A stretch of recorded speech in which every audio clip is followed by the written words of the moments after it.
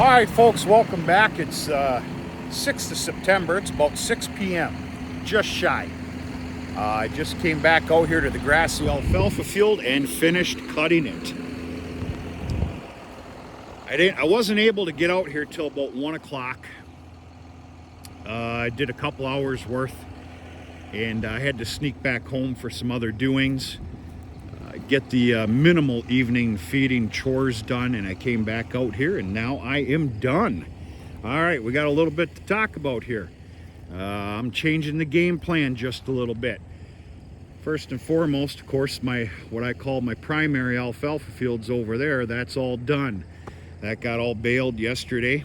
I think there's still a video I need to upload, and wrapped last evening. That shiny white line that you see right there going north to south is all I got off of it. The joke's on me. I'm in disbelief. There's only 30 damn bales there. That field was very thin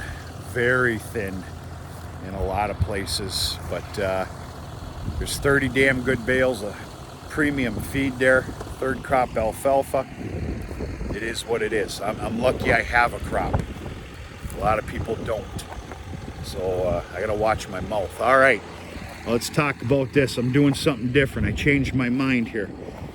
I had enough time to go for a small little ride on the side-by-side last night, kind of celebrate Labor Day. A couple of barley pops. And I started thinking just a little bit about what I really wanted to do with this field. This is the grassy alfalfa field, of course, that is just predominantly alfalfa, 9 years old alfalfa. I decided to lay it down the way I did. It could have been wider and flatter. I'm not too concerned about that. I'm actually going to do this dry, if not dry, at a moisture content good for caramelization, which I don't do on purpose. That's just going to be plan B. It's going to be made into 4x5s. It's going to be wrapped regardless of moisture content. This probably won't be baled until Friday. It's going to be wrapped just like that line right there. In fact, I nicknamed that line on the other side on my paint that I put on those lines, low moisture. And what this is going to do is this is going to serve the heifer lot with a collection of steers in it for the winter. There's a reason for this. In an effort to try and cut some expenses, cheapen things up a little bit without cheating the farm, the cattle, myself, and that small business, I am opting to not feed out a grain ration to that lot this winter, which adds up to be quite a bit. Even for a guy that puts together a poor man's grain ration, it can get a little expensive all winter. So in an effort to replace that almighty grain ration, they're going to get basically a pure alfalfa form in wet wrapped bales and in a dry form, if you can make that make sense. Yeah, I'm costing myself a little bit extra money here by wrapping it, but in the grand scheme of things, the cost savings on an every evening grain ration to that lot is going to be quite significant. So that is where my my madness is coming from. You're looking at probably what was the thickest spot in this field, right in here, and then on the extreme east side. Otherwise, this field is basically what you're looking at here.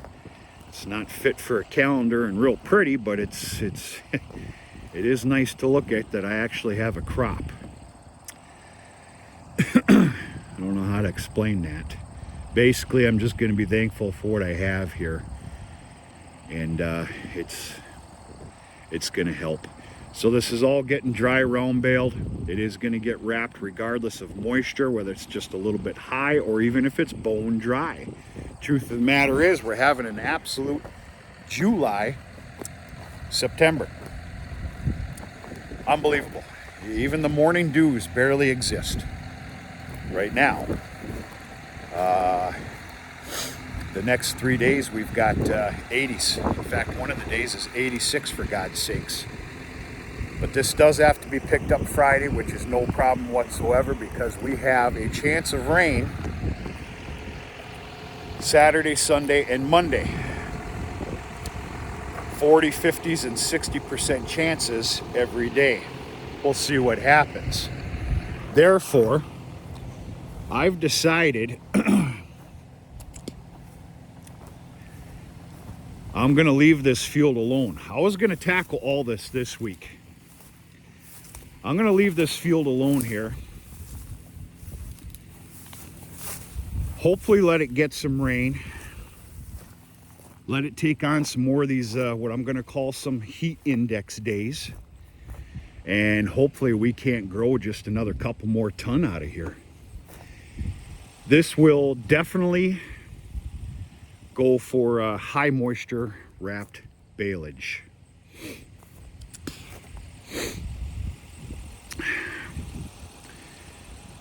Unless it absolutely explodes.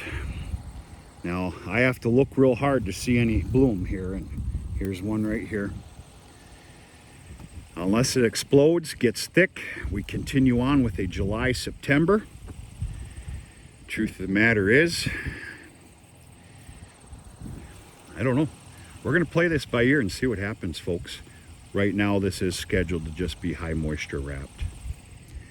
But I am going to let it sit till, hopefully no later than mid next week. And then with this heat, the rain showers that we have proposed, the only crop after the one that you just looked at that's yet to be done will be my sorghum patch. Hopefully this rain and these heat days helps that out. There is a crop there already, it's guaranteed. But boy, she needs some help. That sorghum crop, I'm gonna go ahead and damn near consider a failure this year. So that's it. I got other things to brew here before dark falls. I am gonna start green chopping some closer fields to the farm that do not merit a cutting and baling, but they do merit a green chopping, if you can make that make sense for the cows, so that I can try and save a bale or 2 or 3 or 4 or 5 everywhere that I can, and go from there. We'll be sure to do some videos to come on that.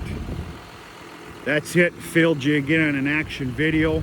I'm only going to be running that disc bind 2 more times this year. I guarantee you're going to get a nice healthy video on doing so, and we'll go from there. Happy Tuesday. I'm going to talk to you sooner than later.